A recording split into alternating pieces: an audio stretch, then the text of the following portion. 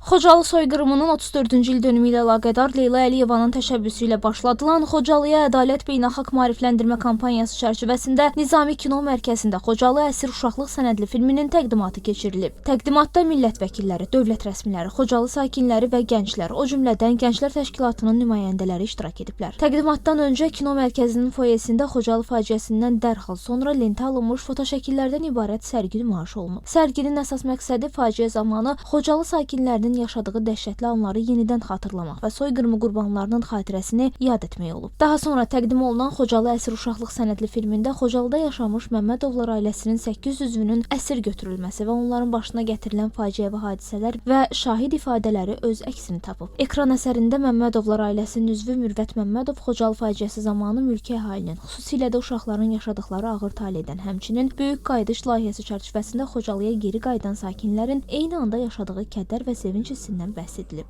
Nümayişdən sonra Azərbaycan Respublikasının Gənclər Fondunun icraçı direktor vəzifəsini icra edən Yusif Vəliyev və Milli Məclisin deputatı Naqif Həmzəyev çıxış edərək Xocalı şəhərinin və onun dinc sakinlərinin başına gətirilən ağır faciədən, bu faciənin təkcə Azərbaycan xalqına qarşı deyil, bütövlükdə insanlığa qarşı törədilmiş cinayət kimi tarixdə qalmasından, eyni zamanda gənc nəslin tarixi yaddaşının möhkəmləndirilməsi istiqamətində həyata keçirilən layihələrin əhəmiyyətindən danışıblar.